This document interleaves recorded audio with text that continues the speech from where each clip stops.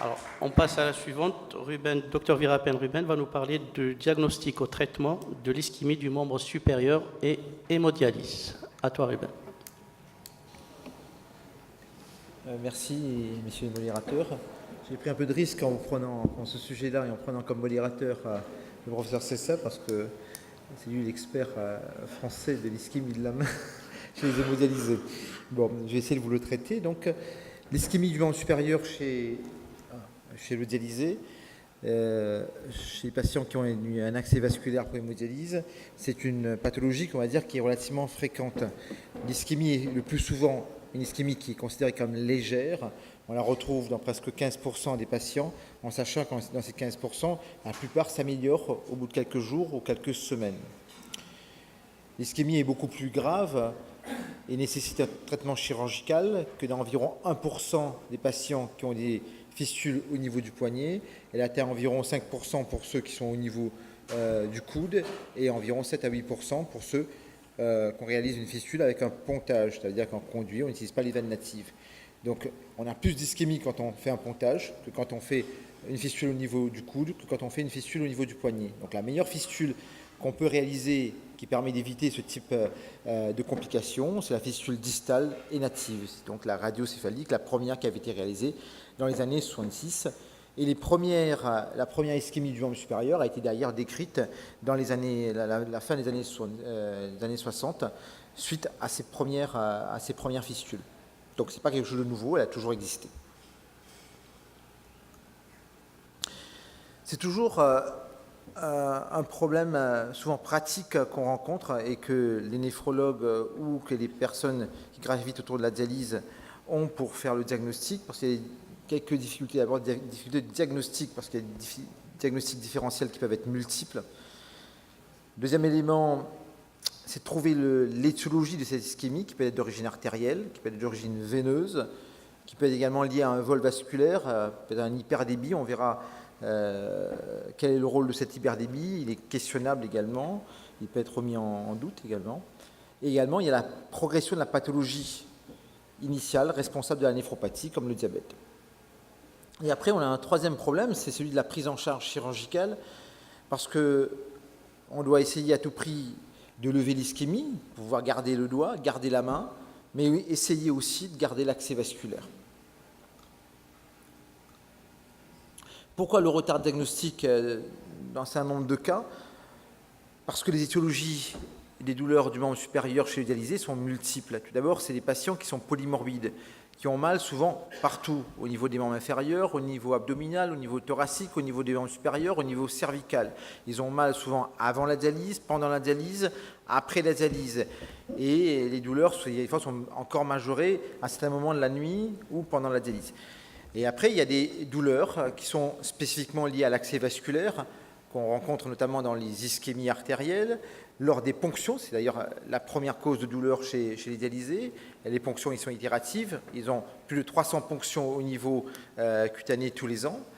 L'ischémie artérielle, la thrombose, parce que la thrombose entraîne une inflammation et ensuite, donc, cette inflammation entraîne une douleur également. Ça va être lié également à l'hyperpression parce qu'il y a un problème au niveau du retour veineux ou encore à l'ischémie veineuse. On en reparlera un tout petit peu plus loin après. Et après, il y a d'autres facteurs. Il n'y a pas que des artères et des veines. Il y a également les problèmes rhumatologiques.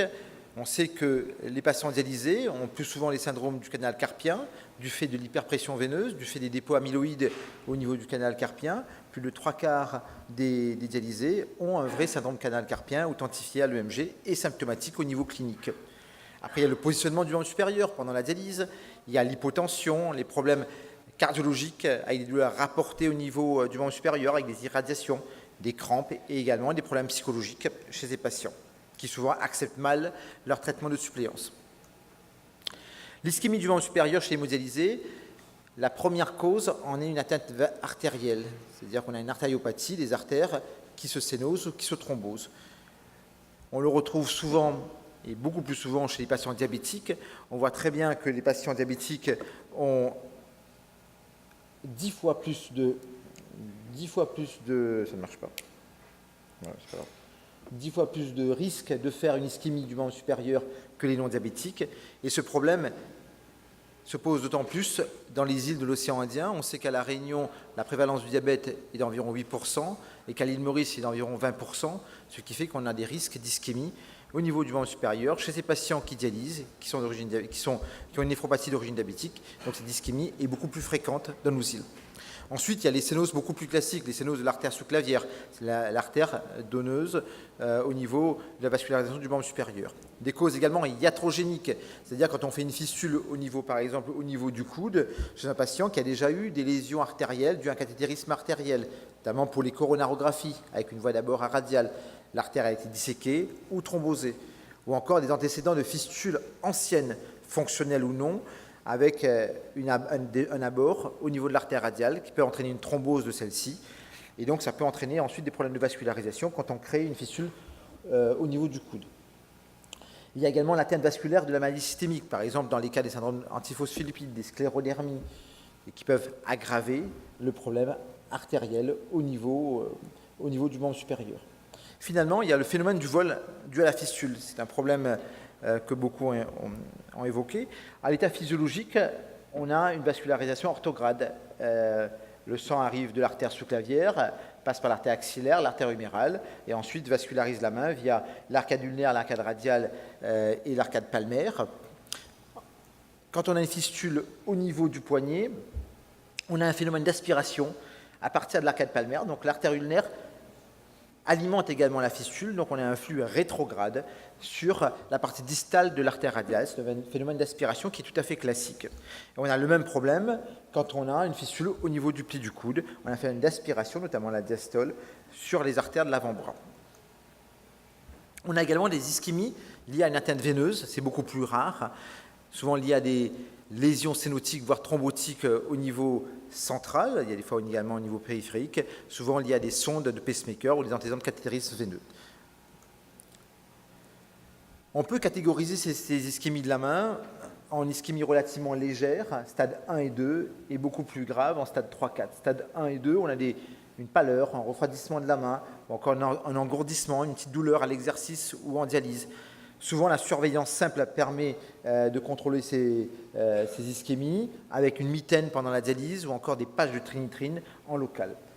Au stade 3 et 4, on a des douleurs permanentes, c'est-à-dire qu'il n'y a plus assez de sang pour assurer la vascularisation de la main, et notamment au niveau nerveux. On se trouve avec des douleurs, des impotences et des troubles trophiques avec une gangrène au niveau de la main.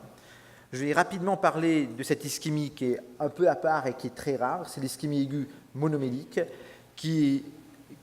il y a eu très peu de cas publiés, une dizaine de cas. Ça survient en post-opératoire immédiat. On se retrouve avec des patients qui ne peuvent plus bouger la main, qui ne sentent plus rien du tout. Et il faut rapidement aller fermer la fistule. Et l'EMG ne doit pas retarder cette fermeture de la main en pensant qu'il y a un problème neurologique. Donc il faut les fermer en urgence. C'est très rare, mais ça peut avoir des conséquences très graves, avec des grosses séquelles. Donc l'ischémie de la main au stade 3 et 4, que faire? Contacter rapidement, très rapidement, le chirurgien vasculaire, un chirurgien vasculaire qui maîtrise les techniques chirurgicales pour la prise en charge des accès vasculaires et qui maîtrise l'ensemble des techniques de cette prise en charge, aussi bien les pontages que les dilatations. C'est très important. Ensuite, faire réaliser un échodoppler de la fistule assez rapidement. Et ça, je pense que ça nous permet d'établir d'abord le diagnostic, mais également d'avoir la stratégie thérapeutique qui va en découler. Tout d'abord, avoir l'état artériel, une mesure du débit, donc de la quantité de sang qui circule au niveau de la fistule, avoir des manœuvres de compression au niveau de la fistule. Qu'est-ce qu'on va faire? On va comprimer la fistule au niveau de l'anastomose et voir si on a une augmentation du flux au niveau distal. Donc on le voit très bien sur la courbe d'en bas. Au tout début, la courbe elle est relativement plate et le fait de comprimer l'artère radiale, de comprimer l'anastomose, fait que l'artère radiale le flux enregistré dans l'artère radiale augmente progressivement. Il faut également mesurer la pression digitale, comme l'a évoqué ce matin Jean-Pierre Laroche, avec soit une plethysmographe, soit avec un indice qui s'appelle le Digital Brachial Index. Si cet index est inférieur à 0,4, cela signe une ischémie au niveau distal. Comment améliorer la vascularisation distale? Tout d'abord, lever l'obstacle artériel, donc les sténoses artérielles, souvent par angioplastie, On peut également lever l'obstacle veineux quand il y a une ischémie veineuse, une dilatation centrale, avec plus ou moins stent. On peut réduire le débit, diminuer le phénomène de vol, ou encore fermer la fistule en dernier recours. On avait parlé tout à l'heure de l'hyperdébit et le problème de vol vasculaire. Il faut savoir que l'hyperdébit seul est rarement responsable de l'ischémie. À mon sens, l'ischémie, c'est un problème, et l'hyperdébit en est un autre. Car on peut très bien avoir des hyperdébits sans ischémie, on peut avoir des hyperdébits avec ischémie, comme des ischémies sans hyperdébit. Et l'élément qui va nous permettre de décider dans tous ces cas de figure, c'est l'écho-Doppler avec des mesures de débit en cas de bas débit, de débit normal ou d'hyperdébit. En cas de bas débit, on peut se retrouver avec une artériopathie proximale, c'est-à-dire une artère sous-clavière qui est sténosée, donc avec une fistule qui ne mature pas correctement, avec une atteinte distale également, avec une ischémie de la main. On va dilater la sous-clavière dans ce cas de figure. On peut également avoir une artériopathie distale au niveau des artères de l'avant-bras. On peut envisager une angioplastie des artères de l'avant-bras, voire une fermeture de la fistule pour éviter aux patients la double peine de l'ischémie et d'une non-maturation de la fistule. En cas de débit normal, on verra ce qu'on peut faire, ligature distale ou drill, ou en cas d'hyperdébit, réduction du débit. Donc, on a parlé donc des patients qui ont des ischémies avec un débit normal. C'était la deuxième case. Donc, qu'est-ce qu'on propose dans ce cas de figure? C'est une ligature de l'artère en distalité, radiale en distalité. Donc, vous voyez très bien qu'il y a un phénomène d'aspiration sur l'artère radiale distale, et le fait d'interrompre la circulation en rétrograde permet de lever cette ischémie. Il faut s'assurer que l'artère urinaire soit de bonne qualité. Au niveau du pli du coude, et ça je pense c'est la spécialité de Nino, comme je l'ai expliqué tout à l'heure, il y a un phénomène d'aspiration à partir des artères de l'avant-bras pour alimenter la fistule. Donc ce qu'on va faire, c'est qu'on va aller éliminer ce phénomène d'aspiration en ligaturant l'artère humérale juste après l'anastomose artério-veineuse, et pour rétablir le sang, la circulation sanguine en orthograde, on fait un pontage à partir de l'artère humérale, relativement à distance de l'anastomose jusqu'en distalité. Donc ça s'appelle un drill et ça permet de lever énormément d'ischémie. On peut également réduire dans les cas d'ischémie, dans les cas d'hyperdémie avec ischémie modérée, l'anastomose, ou encore allonger avec un pontage la partie veineuse, je suis désolé, l'anastomose, et également réduire le diamètre du conduit. Donc ça nous permet de réduire également le débit au niveau de l'axe vasculaire. Bon, je vais passer rapidement. Un autre exemple également d'ischémie de la main avec une fistule qui a été mal fermée. C'est un cas qu'a publié Carmine il y a quelques années, avec des embolies à partir de cet anévrisme, et on voit très bien que la bifurcation de l'artère humérale est thrombosée, et ça peut être corrigé par une angioplastie. Bien sûr, on réparera l'anévrisme emboligène avec de l'éphibrinolyse in situ. Juste pour vous montrer ce cas, un patient qui a juste une piqûre par une épine de bougainvillée, il y a 3 semaines, ça progresse tout doucement, on se retrouve avec des petites lésions qui s'aggravent progressivement. Il ne faut pas être attentif dans ces cas de figure parce qu'après quelques semaines, on se retrouve avec cet aspect. On en retrouve encore tous les 3-4 mois des patients, peut-être pas avec des lésions aussi évoluées que sur la nécrose du doigt, mais avec celle de droite, on en trouve régulièrement. Donc ça arrive à des stades à ce point-là, de telle sorte que ça peut conduire à l'amputation pour sauver ne serait-ce que le patient. Donc il faut de la prévention, voir les antécédents du patient, notamment s'ils sont artériopathes des membres inférieurs, ils pensent également au niveau du membre supérieur, privilégier la fave native et distale, un bilan écho-Doppler complet et recherche les signes d'ischémie après la création de la fave. Merci et désolé d'avoir dépassé.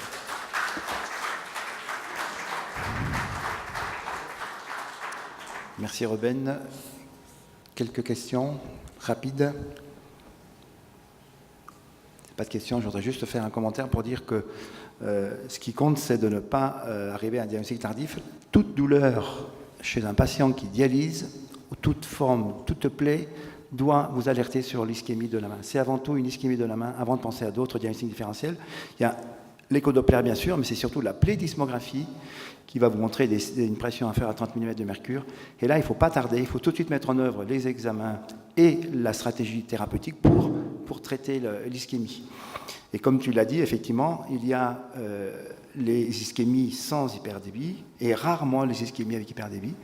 Donc la technique de référence, effectivement, c'est le drill pour le pli du coude. Il y a aussi d'autres techniques. Mais je crois que le maître mot, le message à faire passer, c'est douleur de la main chez un patient qui a une fistule, que ce soit au repos ou pendant la dialyse, c'est une ischémie de la main avant d'évoquer d'autres diagnostics. Plétismographie et traitement. Oui, tout à fait. Ischémie, il faut douleur de la main, penser à l'ischémie et ne pas attendre. Voilà. Pensez à l'échodoppler, pensez à la pression distale et après on aura le temps de réfléchir si toutefois il y a des doutes. Merci.